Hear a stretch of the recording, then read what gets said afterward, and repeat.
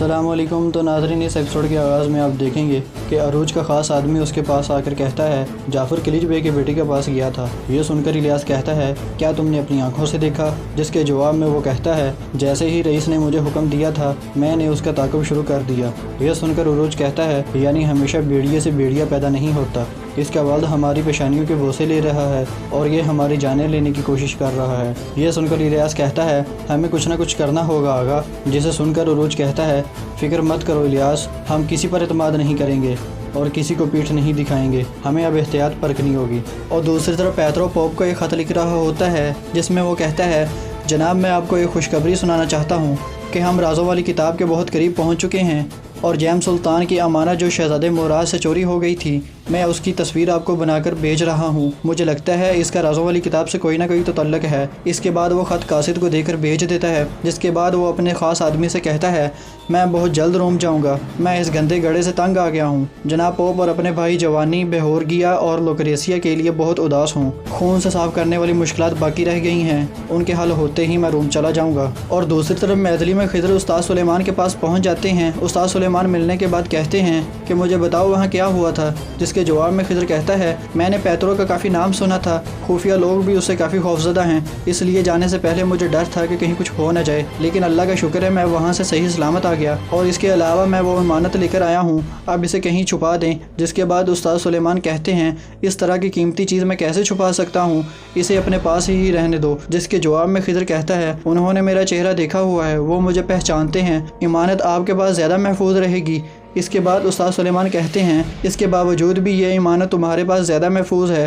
Pietro ने तुम्हें देखा है तो तुम्हारे अंदर मौजूद सलाहियतों को भी पहचान चुका होगा, वो तुम्हें कभी नहीं भूलेगा। जिसके जवाब में खिज़र कहता है इस इमानत को पाने के लिए ऐसी तबाही मचा कर आया हूँ, पेत्रो मुझे 1000 साल तक नहीं भूलेगा। भीड़ की नज़र शहज़ादे मुराद से हटाने के लिए मैंने वहाँ धमाका किया। ये सुनकर उस्ताद सुलेमान परेशान हो जाते हैं और कहते हैं धमाका किया, क्या तुम पागल हो? जिसके जवाब में खिज़र कहता है मैं अपने बाबा का अक्लमंद बेटा हूँ, कहता तो हूँ मगर कोई मानता ही नहीं। और दूसरी तरफ इसहाक एंतवान से कहता है तुम लोगों ने मेरे दिल में आग और मेरे मैदे में समुद्र का पानी भर दिया है, मैं तुम्हारे मैदे में खून भर दूंगा। जिसके जवाब में एंतवान कहता है तुम लोगों ने मेरे भाई का खून बहाया था और मैं अब तुम्हारी नस्लें मिटा दूंगा, मैं तुम लोगों को इबरत का निशान बना दूंगा। जिसके जवाब में इसहाक कहता है मैं अहद करता हूँ मैं तुम्हें इस समुद्र में गर्क कर दूंगा, मैं अहद करता हूँ कि मैं अपने ख़ानदान का इंतकाम लिए बगैर नहीं मरूंगा। और यहाँ खिज़र अपने घर पहुँच जाता है, जहाँ वो दरवाजे पर एक ख़त देखता है जिसमें लिखा होता है कि भाई के बदले भाई, और पीछे उसका नाम लिखा होता है ओसीडन। इसके बाद खिज़र अंदर आ जाता है और अपने भाभी की लाश देखकर वो बहुत परेशान हो जाता है, जिसके बाद वो रोने लग जाता है। फिर वो सीढ़ियों पर आता है और जहाँ पर उसके भतीजों की लाशें पड़ी होती हैं, उनकी लाशें देखकर खिज़र बहुत रो रहा होता है और आखिर में गुस्से में आकर कहता है किसने किया? अगली सुबह नीको खिज़र उस्ताद सुलेमान उनकी तदफीन कर देते हैं। खिज़र उनकी कब्र पर बैठ के रो रहा होता है और दूसरी तरफ एंतवान इसहाक को एक जंगल में ले जा रहा होता है। जिसके बाद वो अपने ख़ास आदमी से कहता है क्या उन तक खबर पहुंच गई है? जिसके जवाब में वो कहता है मैदरी से निकलते हुए मैंने अपने आदमी को इशारा कर दिया था और सिकंदरिया तक भी खबर पहुंच चुकी है, अब तक तो उन्होंने ये खबर सुन भी ली होगी। जिसके जवाब में एंतवान कहता है सुनने दो ताकि वो पागल होकर हमारे पास आ पहुँचे। और दूसरी तरफ सराय में अरूज, इलियास और इज़ाबेल बैठ कर बातें कर रहे होते हैं। उसी दौरान गुलाम वहाँ पर आ जाता है और कहता है बाबा अरूज, मुझे आपसे कोई बात करनी है। जिसके जवाब में अरूज कहता है खैरियत तो है? जिसके जवाब में गुलाम कहता है जनाब खैरियत ही तो नहीं है, मैं नहीं चाहता था कि ये बात आपको मुझसे पता चले, लेकिन लगता है आपको इस खबर के बारे में पता ही नहीं, ओसीडन इंतकाम लेने आ गया है। जिसके जवाब में अरूज कहता है वो कहाँ आया है? गुलाम कहता है उसने आपके भाई पर हमला कर दिया और उनके तमाम घर वालों को मार दिया। यह सुनकर अरूज और इलियास परेशान हो जाते हैं। इलियास कहता है इसहाक आगा कहाँ है? जिसके जवाब में गुलाम कहता है उनके बारे में किसी को कोई मालूमात नहीं। और यहाँ जवानी पेत्रो के ख़ास आदमी डीगो का इलाज कर रहा होता है। इसी दौरान कमांडर रात को वहाँ पर आ जाता है, जिससे पेत्रो कहता है मैं अयूब की तलाश में जा रहा हूँ, तुम अपनी तहकीकात जारी रखना। जिसके जवाब में कमांडर कहता है मैंने साहिल पर मौजूद तमाम लोगों से बात की है, हमले आवर को पहले कभी नहीं देखा, इसलिए उसकी तलाश बहुत मुश्किल है, लेकिन वो अरब लड़की जो इसके साथ थी तलाश में मुआवन साबित हो सकती है। ये बात जवानी भी सुन लेता है और वहाँ से चला जाता है। इसके बाद पेत्रो अपने कमांडर से कहता है मेरे वापस आने तक किले में मौजूद तमाम गद्दारों को उठाकर फेंक दो। ये सुनकर कमांडर रात को पेत्रो के خاص آدمی کی طرف دیکھ کر کہتا ہے، جناب پیترو، اگر آپ اجازت دیں تو میں آپ کے علاوہ ہر آدمی سے تحقیقات کر سکتا ہوں، کیونکہ ہم کسی پر بھروسہ نہیں کر سکتے۔ یہ سن کر پیترو غصے میں آ جاتا ہے اور کہتا ہے، اپنی حد میں رہو، میں جانتا ہوں کہ کس پر بھروسہ کرنا ہے اور کس پر نہیں۔ یہ سن کر ڈیگو مسکرانے لگ جاتا ہے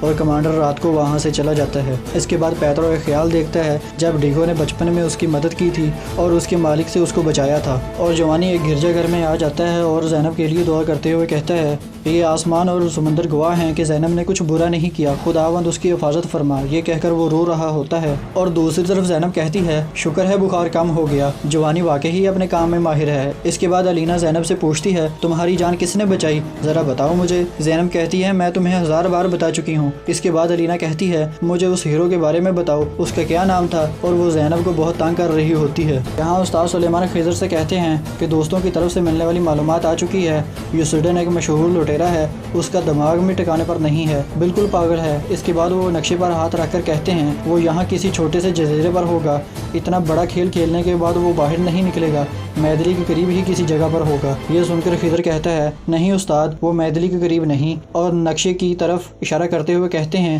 وہ یہاں چٹانوں میں ہوگا۔ یہ جگہ بڑے بڑے غاروں پر مشتمل ہے، باہر سے دیکھیں تو کچھ نہیں نظر آتا، لیکن یہاں چھپنے کے لیے بے شمار مقامات ہیں۔ اس نے اسحاق آغا کو چارے کے طور پر استعمال کیا ہے، مجھے فوراً حرکت میں آنا ہوگا۔ یہ کہتے ہوئے وہ وہاں سے جانے لگتا ہے تو نیکو اسے روک کر کہتا ہے، اگرچہ میں آغا یعقوب کا بیٹا نہیں ہوں، لیکن اسحاق میرا بھی بھائی ہے، تم جہاں جاؤ گے میں بھی وہاں چلوں گا۔ اور دوسری طرف ایوب نقشے کو دیکھتے ہوئے کہتا ہے، یوسیڈن کا اسحاق آغا سے کچھ لینا دینا نہیں، وہ مجھے اپنی طرف کھینچنے کے لیے اسحاق آغا کو زندہ رکھے گا، لیکن اپنے بھائی کا انتقام لینے کے لیے زیادہ انتظار نہیں کرے گا۔ اس کے بعد نقشے پر ہاتھ رکھ کر وہ کہتا ہے، مجھے لگتا ہے وہ یہاں ہوگا۔ یہ سن کر الیاس کہتا ہے، آپ نے ٹھیک کہا، ہمیں فوراً روانہ ہونا ہوگا۔ ایزابل کہتی ہے، ٹھیک ہے، 2 بحری جہاز خالی تیار ہیں۔ اس کے بعد الیاس کہتا ہے، آغا رئیس بھابھی کو کیا کہیں گے، جس کے جواب میں عروج کہتا ہے، فی الحال انہیں کچھ نہیں بتائیں گے ورنہ وہ پریشان ہو جائے گی، بسم اللہ کہنے سے پہلے میں آخری بار اس سے ملاقات کروں گا۔ اور دوسری طرف استاد سلیمان خضر کو رخصت کرتے ہوئے کہتے ہیں، اللہ تمہاری حفاظت کرے اور تمہارا سفر آسان کرے، امانت کی حفاظت کرنا تمہاری ذمہ داری ہے اور اسحاق کی حفاظت کرنے پر مجھے بالکل یقین ہے۔ اسی دوران نیکو وہاں پر آ جاتا ہے اور ان سے کہتا ہے، آپ فکر نہ کریں استاد، اللہ کے فضل سے ہم خیریت سے آئیں گے اور خیریت سے جائیں گے۔ یہ کہتے ہوئے وہ وہاں سے روانہ ہو جاتے ہیں اور دوسری طرف عروج رئیس اپنے گھر آ جاتا ہے اور تسمینہ سے کہتا ہے، ایک ضروری کام آ پڑا ہے، ہمیں سفر پر نکلنا ہوگا۔ جس کے جواب میں تسمینہ کہتی ہیں، ابھی تو آئے ہو، پھر جاؤ گے کیا؟ جس کے جواب میں عروج کہتا ہے، مجھے ضرور جانا ہوگا۔ یہ سن کر تسمینہ کہتی ہیں، اس ایزابل کے سامنے تم کھڑے نہیں ہو سکتے نا،